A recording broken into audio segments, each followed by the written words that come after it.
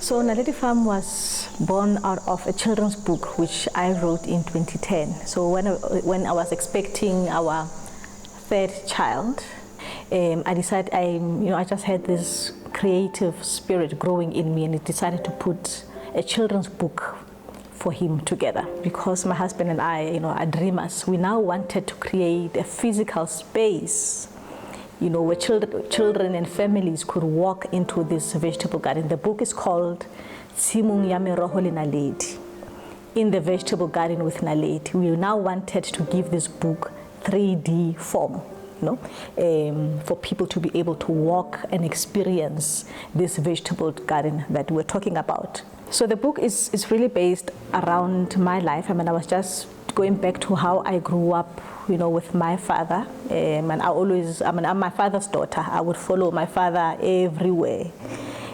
When he was fixing his van, I would be the one handing him the number 13 spanner when he was in the garden, especially in the garden, because, my father grew everything. We grew food for ourselves. And, which is the life that I wanted my children to have.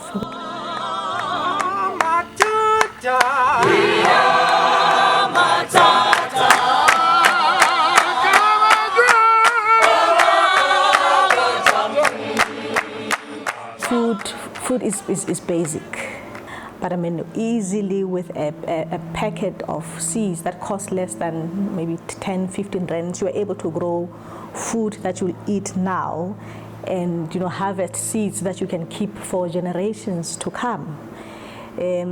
Plus, when you grow your own food, you know exactly what is in it, what goes in it.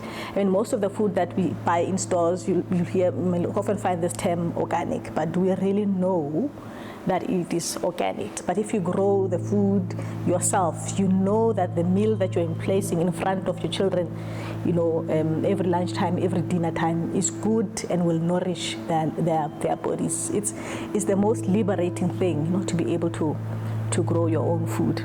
We grow what is in season, right? Right now we are in spring and summer, so it's a beautiful time of the year where we can grow anything that the mind can think of, from your tomatoes, pumpkins, potatoes, melons, mealies, and this is what we have now. In winter, we also follow the seasons. This is when we grow body cabbage, body spinach, body beetroot, citrus, because nature knows what is best.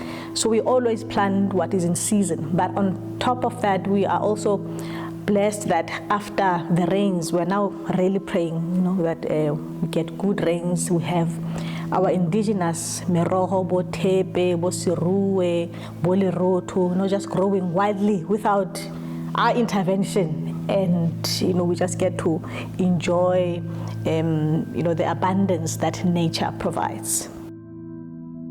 Farm life is not for the faint-hearted. There's something that breaks every day. Either it's the borehole pump, it stops working. There was a long period where the borehole pump stopped pumping, and here, Harana municipality water.